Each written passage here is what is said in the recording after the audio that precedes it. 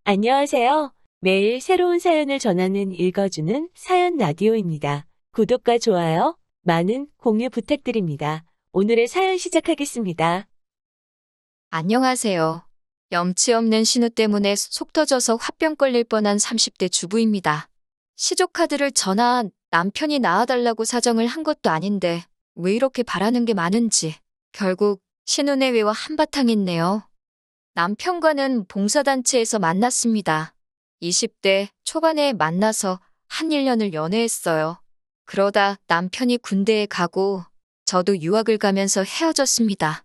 서로 싫어서 헤어진 게 아니라서 애틋한 마음도 있었지만 그때는 둘 다 어리기도 했고 솔직히 1년 연애하는 동안 같이 영화 보고 밥 먹는 수준의 데이트를 몇 번 한 게 전부였거든요. 그래서 울고불고 눈물로 지새우는 그런 건 없었어요. 그러다 남편과 다시 재회를 하게 된 건 8년이 흐른 뒤였습니다.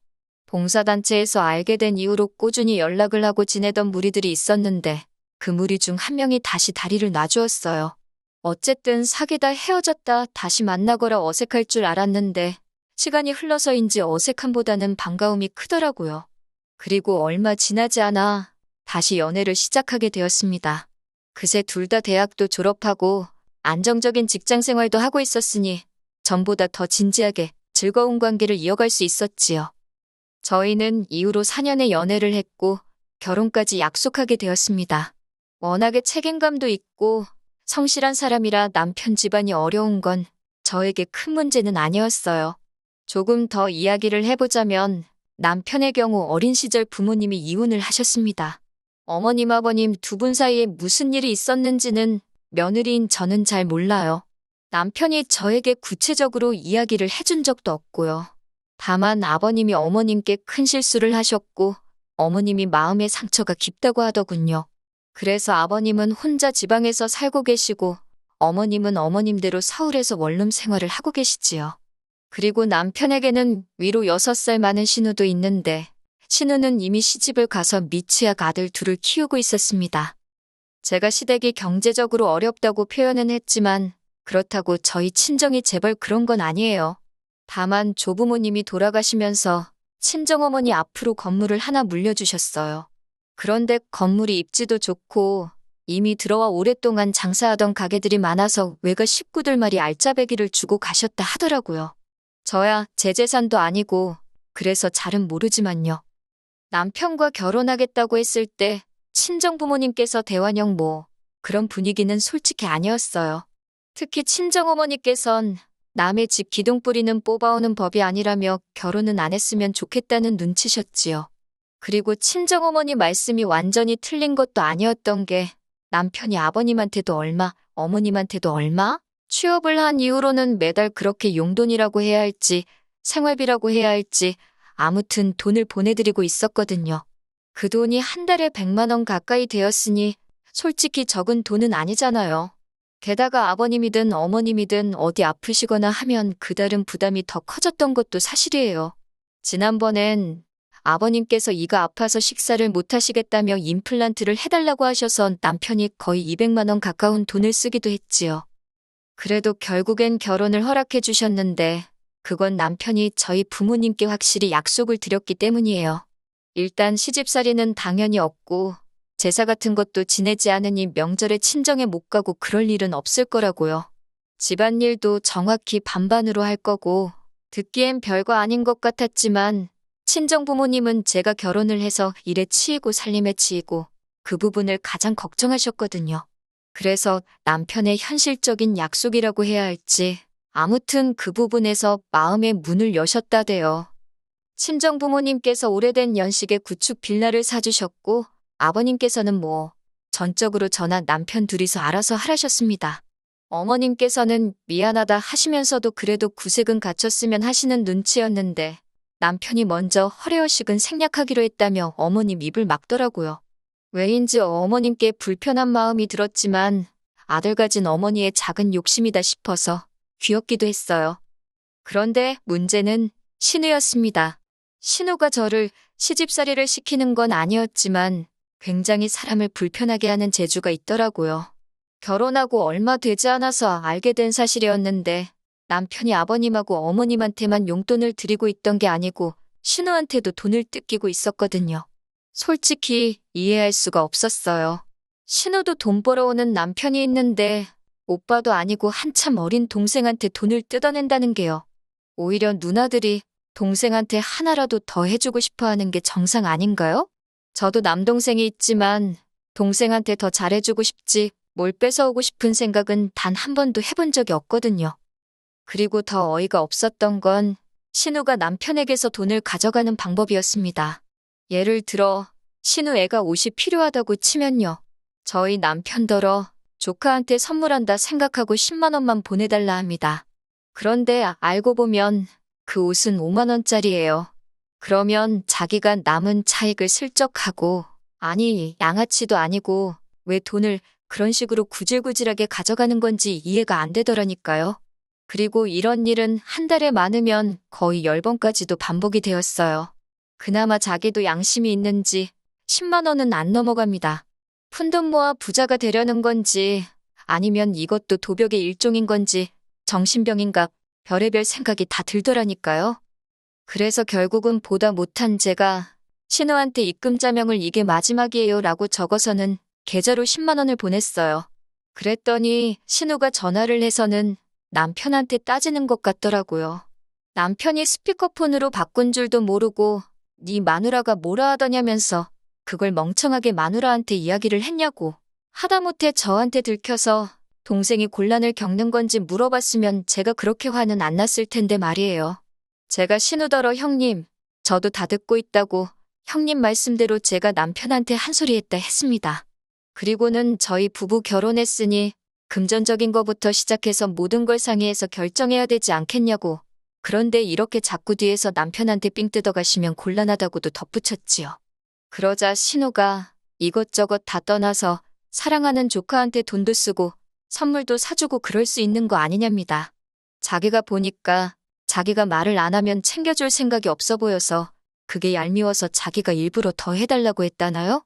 말 같지도 않아서 조카한테 선물을 해주던 안 해주던 용돈을 주던 안 주던 그건 저희가 원해야 하는 거고 형님이 대놓고 요구하시는 건 경우가 아니라고 딱 잘라버렸어요. 그러자 신우가 씩씩거리더니 전화를 뚝 끊어버리더군요. 남편에게 앞으로는 나 모르게 신우한테 절대로 돈 주지 말라 했습니다. 남편도 그제서야 미안하다면서 자기가 생각이 짧았다대요. 그래서 그냥 더 따지지 않고 넘어갔어요. 이게 결혼하고 1년이 채 되지 않았을 때 있었던 일입니다. 하지만 그 사건이 있고 얼마 지나지 않았을 때였습니다. 하루는 어머님께서 연락을 해왔는데 머리가 너무 아프다고 하시대요. 그래서 병원은 다녀오셨냐니까 병원도 가기 싫답니다. 가봤자 낫지도 않는다고요. 그런데도 계속 저와 남편에게 아침 저녁으로 전화를 하셔서는 끙끙 앓는 소리만 내시니 자식으로서 환장하겠더군요. 친정어머니께 말씀드리니 자식들 보고 싶어서 병나셨나 보다고 죽이라도 사서 얼굴 좀 비추고 오랍니다. 며느리니까 그 정도는 하는 게 맞다고 하시면서요. 솔직히 내키지는 않았지만 친정어머니까지 그리 말씀하시니 무조건 싫다 하기도 뭐해서 남편을 떠봤어요. 그랬더니 남편이 꽤나 반가워하고 고마워하는 눈치였달까요. 그래서 주말이 되자마자 남편과 함께 친정어머니가 알려주신 곳에서 죽 사가지고 바로 어머님 댁으로 향했네요. 어머님은 정말 무슨 옛날 TV에 나오는 사람들처럼 머리에 흰띠를 두르고 계셨어요. 머리가 아파서 못 살겠다 하시는데 병원은 곧 죽어도 안 간다 하시니 답답한 노릇이었지요. 그런데 그때 하시는 말씀이 이게 다 속병이 나서 그렇답니다. 그러면서 당신 아는 분이 아들 며느리 딸 사위 손자 다 데리고 제주도 여행을 갔다 왔는데 그렇게 좋았다고 자랑을 하시더래요. 그러면서 당신도 그렇게 여행 한번 가봤으면 소원이 없겠다 하시더군요. 그런데 저나 남편이 뭐라고 한마디 하기도 전에 당신 팔자에 그런 호강을 무슨 수로 누리겠냐며 이렇게 살아 뭐하냐고 그제서야 여행 가고 싶다는 말씀을 왜 이렇게 어렵게 하시나 싶더라고요. 그래서 어머님께 신우하고 이야기해보겠다 했어요. 신혼에도 가겠다 하면 다 같이 가자고요. 그랬더니 어머님 얼굴에 금세 화색이 돌더군요. 챙겨간 죽도 하나도 안 남기시고 싹싹 드셨고요. 신우하고 그런 일이 있었으니 제가 먼저 전화를 걸긴 싫었고 그래서 남편이 전화를 했어요. 신우가 한다는 말이 저희가 돈을 다 낸다고 하면 따라가 주겠다 하더래요. 남편더러 가지가지 하고 앉아있다고 그럼 어머님한테 그대로 말씀드리라 했습니다. 신우가 안 간다고 해서 못 가게 생겼다고요. 그랬더니 남편이 어머님 보고 와놓고도 그런 소리가 나오냐면서 신우 때문에 짜증난다고 하대요. 그래서 제가 신우한테 전화를 걸었어요. 마지막으로 한 번 더 묻는다고 갈 거냐고 안 갈 거냐고 그러자 이번엔 신우도 가겠다고 하더라고요. 대신 제주도는 비행기삭 때문에 부담스럽다고 가까운 강원도 정도로 가자길래 어머님하고 직접 이야기해보라 했네요.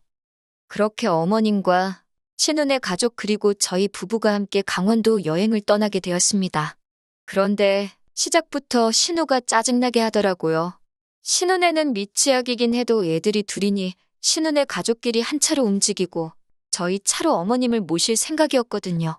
그런데 할머니가 손주들을 얼마나 좋아하는지 아냐면서 저희 차로 자기 아들 둘을 다 태우려고 하는 거예요. 제가 사고라도 나면 무슨 원망을 들으려고 그러냐고 남편한테 차라리 어머님을 신우네 차로 모시라 했습니다. 그랬더니 신우가 한다는 말이 자기 남편이랑 오붓하게 단둘이 가고 싶대요. 저는 안 그렇겠어요? 신우가 뭐라 하건 저는 안 된다 했습니다. 그래서 원래 계획대로 어머님은 저희 차에 신우네 애들은 신우네 차에 탔는데 신우가 그 일로 도착해서도 한동안 입을 대빨 내밀고 있더라고요.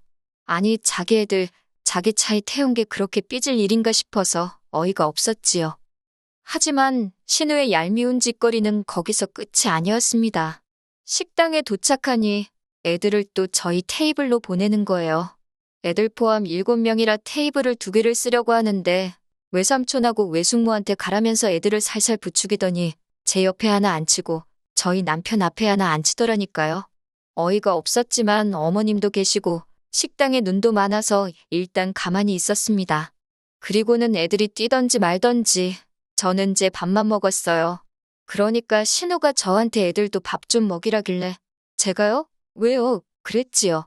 그리고는 다시 세워라 내워라 제 밥만 먹었습니다. 애들이 무슨 죄냐 할 수도 있지만 솔직히 엄마인 신우가 하는 짓이 꼴불견이니 애들도 곱게 안 보이더라고요. 뿐만 아니라 아들들이라 그런지 애들이 얼마나 산만하던지 정신이 하나도 없더라고요. 그리고는 기어이 아까부터 테이블과 테이블 사이를 뛰어다니던 첫째가 넘어지고 말았습니다. 그러자 신우가 저한테 난리를 치는 거예요. 애 하나 봐주는 게 어려워서 넘어지게 만드냐고요. 저도 이땐 너무 열받아서 누가 보면 내 애인 줄 알겠다고 멋대로 이쪽 테이블에 앉혀놓고 어디서 짜증이냐고 받아쳤어요. 솔직히 신우가 저보단 나이가 8살 많기는 한데 상황이 그러니까 그런 건 생각도 안 나더라고요. 분위기가 험악해지자 저희 남편은 남편대로 저한테 그만하라고 말리고 신우 남편은 남편대로 애들을 자기들 테이블로 데려가대요. 어머님께서는 신우더러 그러니까 뭐 한다고 속보이는 짓을 해서 아랫사람한테 싫은 소리를 듣느냐고 한마디 하셨고요. 그나마 시댁 식구들이 신우를 싸고 돌질 않아서 저도 그쯤에서 멈췄지요. 하지만 여기서 끝이 아니었습니다. 어머님이 그렇게 온천에 가고 싶다 하셔서 온천에 가게 되었는데 신우가 아들들을 여탕에 데려가려고 하는 게 아니겠어요. 저는 싫다고 손사래를 쳤습니다. 그랬더니 신우가 어린애들을 상대로 도대체 무슨 생각을 하는 거냐며 제가 이상하다는 거예요. 7살, 5살이 어리다면 어린 나이는 맞지만 기억을 못한다고 누가 보장할 수 있어요? 저는 신우가 하는 말은 무시한 채 그냥 애들 데리고 어머님이랑 다녀오라 했습니다. 저는 근처 카페에서 기다리던지 마사지를 받던지 할 테니 신경 쓰지 말라고요. 그러니까 신우가 그런 게 어딨냐면서 자기 혼자 애들을 어떻게 다 씻기냐는 거예요. 그럼 뭐 저랑 씻길 생각이었냐니까 제가 1명 맡고 자기가 1명 맡으면 금방이지 않냐면서 어이가 없어서 도대체 그런 결정은 누구랑 상의를 하는 거냐고 빈정거려 버렸어요. 제 의사는 묻지도 않고 저한테 이래라 저래라 하면 되냐고요. 남편하고 신우 남편은 이미 둘이 씻으러 갔지 빼도 박도 못하고 신우가 애들을 데리고 여탕에 가야 할 판이길래 신우랑 더 왈가왈부하지도 않고 저는 온천 안 간다 딱 잘라 말했습니다.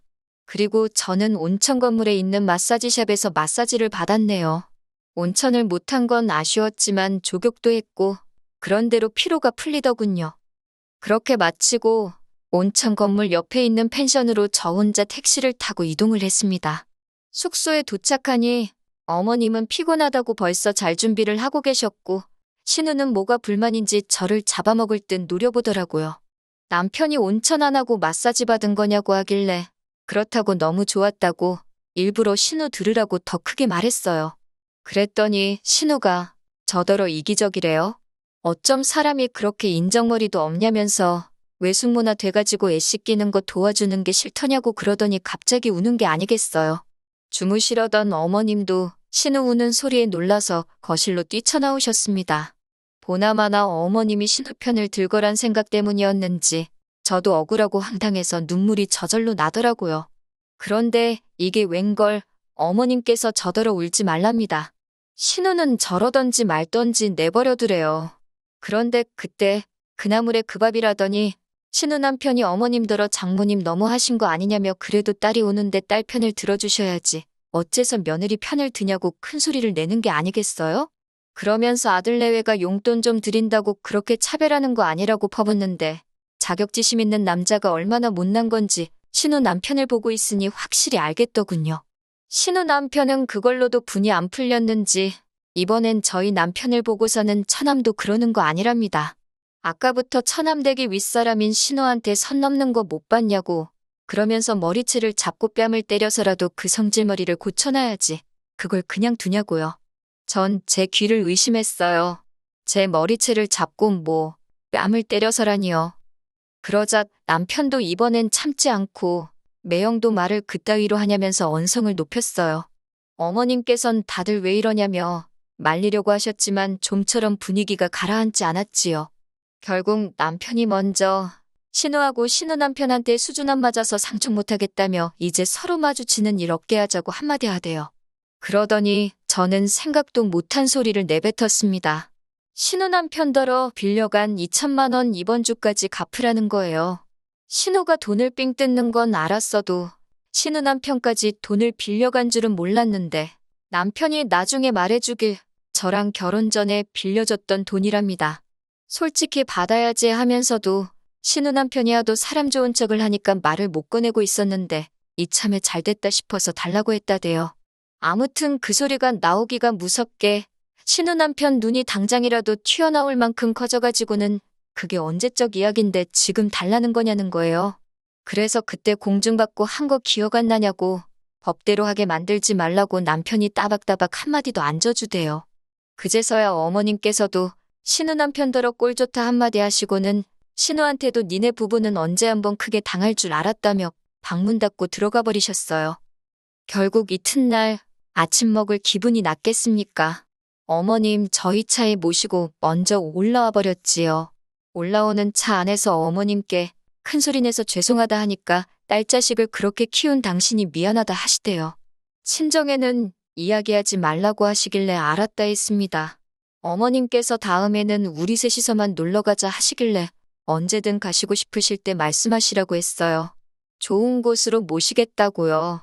솔직히 저는 어머님이 당연히 신우 편만 들어주실 줄 알았는데 나름대로 중립을 지켜주신 것 같아서 그것만으로도 너무 감사했거든요.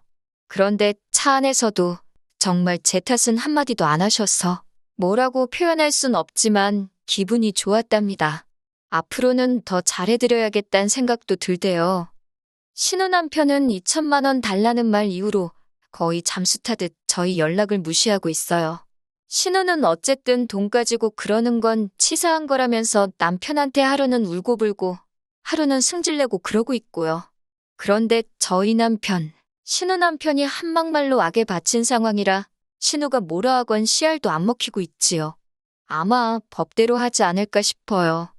솔직히 신우가 그렇게 개차반처럼 굴지 않았으면 저도 조카들도 예뻐하고 다 같이 놀러도 가고 누가 알아요? 제가 돈을 좀 더 써서라도 가족의 화목을 꿈꿨을지요. 제 입으로 말하긴 그렇지만 어떻게 보면 저는 이 집에 굴러들어온 복인데 그걸 신우가 발로 찬 거예요. 자업자득이지요 뭐. 신우 안 보고 살다가 상사병 걸려 죽었다는 사람은 들은 바가 없으니 앞으로도 이렇게 안 보고 살면 될 것 같네요. 긴 이야기 들어주셔서 감사합니다. 오늘의 사연은 여기까지입니다. 구독과 좋아요, 알람 설정해주시면 앞으로 더 좋은 사연으로 찾아오겠습니다. 감사합니다.